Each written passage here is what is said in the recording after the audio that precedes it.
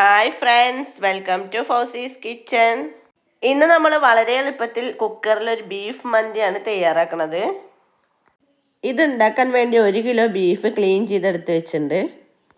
ഇനി ഇതിലേക്ക് 5 ഏലക്ക ചേർത്ത് കൊടുക്കുന്നുണ്ട്, 5 ഗ്രാമ്പു, 3 പീസ് പട്ട, 1 ടീസ്പൂണ് മല്ലി, 1 ടീസ്പൂണ് കുരുമുളക്, 1 ടീസ്പൂണ് ജീരകം, 2 മാഗി ക്യൂബ്, 1/2 ടീസ്പൂണ് ഗരം മസാലപ്പൊടി, 1 ടീസ്പൂണ് ചതച്ച കുരുമുളക്, 1 ടേബിൾ സ്പൂണ് മന്തി മസാലപ്പൊടി, 1 ടീസ്പൂണ് സൺഫ്ലവർ ഓയിൽ, 1 ടീസ്പൂണ് ഉപ്പും ചേർത്ത് കൊടുക്കുന്നുണ്ട്. മാഗി ക്യൂബത്തെ ഉപ്പും കൂടി നോക്കിയിട്ട് നമുക്ക് ഇനി വേണമെങ്കിൽ ഉപ്പ് ആഡ് ചെയ്ത് കൊടുക്കാം. ഇനി ഇത് നന്നായി യോജിപ്പിച്ചെടുക്കുന്നുണ്ട്. ഇനി 1 പിടി മല്ലിയില, 1 പിടി പുതിനയില, 1 പിടി ക്യാപ്സിക്കം ചെറുതായി അരിഞ്ഞെടുത്തത് എന്നിവയും ചേർത്ത് കൊടുക്കുന്നുണ്ട്. 1 ടേബിൾ സ്പൂൺ ഇഞ്ചി വെളുത്തുള്ളി പേസ്റ്റും കൂടി ചേർത്ത് കൊടുക്കുന്നുണ്ട്. ഇനി ഇതെല്ലാം കൂടി ഒന്നുകൂടി നന്നായി മിക്സ് ചെയ്തെടുക്കുന്നുണ്ട്. ഇതൊരു അരമണിക്കൂറോളം റെസ്റ്റ് ചെയ്യാൻ വേണ്ടി വെക്കുന്നുണ്ട്. ഇനി ഒരു കുക്കർ എടുത്തിട്ട് നമ്മൾ മസാല കൂട്ടി വെച്ച ബീഫ് അതിൽ ഇട്ട് കൊടുക്കുന്നുണ്ട്.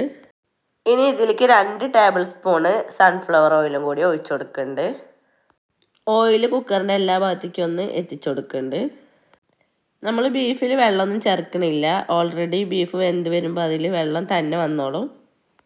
ഇനി നമുക്ക് കുക്കർ അടച്ചു വെച്ചിട്ട് ഫ്ലെയിം ഓൺ ചെയ്യാം. ആദ്യത്തെ വിസിൽ വരുന്നവരെ ഹൈ ഫ്ലെയിമിലാണ് വെച്ചിരിക്കുന്നത്. പിന്നെ ഫ്ലെയിം കുറച്ച് വെച്ചിട്ട് മീഡിയത്തിലേക്ക് ആക്കിയിട്ട് 4 വിസിൽ വന്നു കഴിഞ്ഞാൽ ഫ്ലെയിം ഓഫ് ചെയ്തിട്ടുണ്ട്. ഇനി റൈസ് വേവിക്കാൻ വേണ്ടി ഒരു പാത്രത്തിൽ അരഭാഗം വെള്ളം വെച്ചിട്ടുണ്ട്. അതിലേക്ക് ആവശ്യത്തിന് ഉപ്പും 2 പീസ് പട്ട, 4 പീസ് ഗ്രാമ്പു, 4 പീസ് ഏലക്ക അങ്ങനെ ഇട്ട് കൊടുത്തിട്ടുണ്ട്. അരമണിക്കൂർ കുതിർത്തി വെച്ച ബസുമതി അരി വെള്ളം നന്നായി തിളച്ച് വരുമ്പോൾ ഇതിലേക്ക് ഇട്ട് കൊടുക്കുന്നുണ്ട്. വൈറ്റ് ബസുമതി അരിയാണ് ഇതിന് വേണ്ടി എടുത്തിരിക്കുന്നത്. 1 കിലോ ബസുമതി അരിയാണ് നമ്മളിവിടെ എടുത്തിരിക്കുന്നത്.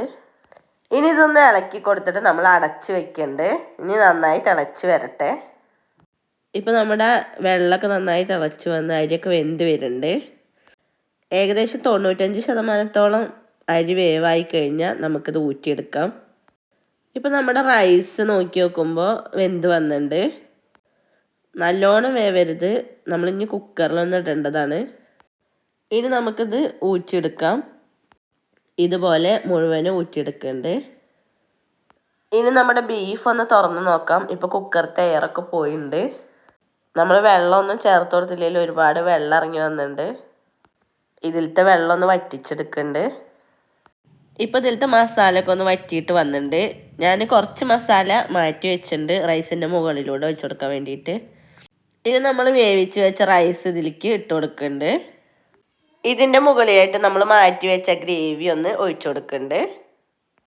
കുറച്ച് റെഡ് കളറും കൂടി ഇതിൻ്റെ മേലെ കൂടെ ഒഴിച്ചു കൊടുക്കുന്നുണ്ട്. ഇത് റൈസ് നല്ല കളർഫുൾ ആവാൻ വേണ്ടി മാത്രമാണ് ചേർത്ത് കൊടുക്കുന്നത്. ഇനി കുറച്ച് മഞ്ഞൾപ്പൊടി കലക്കിയിട്ട് ഇതുപോലെ ഒഴിച്ചു കൊടുക്കുന്നുണ്ട്. ഇനി 4 പച്ചമുളക് എടുത്തിട്ട് ഇതിലൊന്ന് കുത്തി കൊടുക്കുന്നുണ്ട്. ഒരു ഡ്രൈ ലെമണും ഇട്ട് കൊടുക്കുന്നുണ്ട്.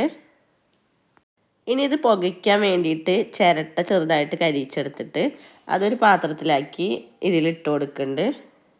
ഇതിലേക്ക് 1 ടീസ്പൂൺ ഓയിൽ ഒഴിച്ചു കൊടുക്കുന്നുണ്ട്. അപ്പോൾ ഇതിൽ നല്ല പുക വരുന്നുണ്ട്. ആ സമയത്ത് നമ്മൾ കുക്കർ അടച്ചു വെക്കണം. ഇനി ഫ്ലെയിം ഓൺ ചെയ്യുന്നുണ്ട്. മീഡിയം ഫ്ലെയിമിലാണ് വെക്കുന്നത്. ഒരു വിസിൽ വരാൻ പാടില്ല. വിസിലിങ്ങനെ വരാൻ തുടങ്ങുമ്പോൾ തന്നെ നമ്മൾ ഫ്ലെയിം ഓഫ് ചെയ്തിട്ട് ഇത് അടുപ്പിൽ നിന്ന് മാറ്റി വെക്കണം. ഇപ്പോൾ എയറൊക്കെ പോയിട്ടുണ്ട്. ഇനി നമുക്ക് കുക്കറൊന്ന് തുറന്ന് നോക്കാം. ഇനി മുകളിലുള്ള പാത്രമൊക്കെ ഒന്ന് മാറ്റി വയ്ക്കുന്നുണ്ട്. ഇനി റൈസ് നന്നായി മിക്സ് ചെയ്തെടുക്കണം. ഇനി ഇത് മിക്സ് ചെയ്തിട്ട് നമ്മൾ വേറൊരു പാത്രത്തേക്ക് മാറ്റിയിട്ട് കൊടുക്കുന്നുണ്ട്. അടിയിലുള്ള ബീഫൊക്കെ റൈസിലൊക്കെ നന്നായി മിക്സായി വരാൻ വേണ്ടിയിട്ടാണ് ഇങ്ങനെ ചെയ്യണത്. നമ്മുടെ ബീഫൊന്നും അടിയിൽ പിടിച്ചിട്ടില്ല, നല്ല പെർഫെക്റ്റ് ആയിട്ട് തന്നെ കിട്ടിയിട്ടുണ്ട്. ബീഫൊക്കെ നല്ല സോഫ്റ്റും റൈസും നല്ല സോഫ്റ്റായിട്ട് കിട്ടിയിട്ടുണ്ട്. ഇനി ഇതൊരു സർവിങ് ബൗളിലേക്ക് മാറ്റുന്നുണ്ട്. ഇതെല്ലാവരും മസ്റ്റായിട്ട് ട്രൈ ചെയ്ത് നോക്കണം. നല്ല അടിപൊളി ബീഫ് മന്തി തന്നെയാണ്.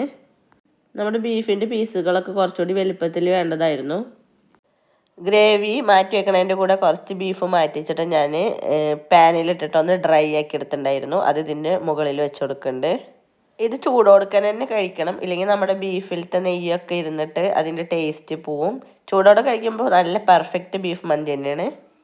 അപ്പം എല്ലാവരും കുക്കറിലൊക്കെ ഇതുപോലെ ബീഫ് മന്തിയൊക്കെ ട്രൈ ചെയ്ത് നോക്കിയിട്ട് ഫീഡ്ബാക്സ് ഒക്കെ അറിയിക്കണേ. വീഡിയോ ഇഷ്ടപ്പെട്ടാൽ സബ്സ്ക്രൈബ് ചെയ്ത് കൂടെ കാണുന്ന ബെൽ ബട്ടൺ ഒന്ന് പ്രസ് ചെയ്യണേ. കൂടെ തന്നെ ലൈക്ക് ചെയ്യാനും ഷെയർ ചെയ്യാനും മറക്കരുതേ. താങ്ക്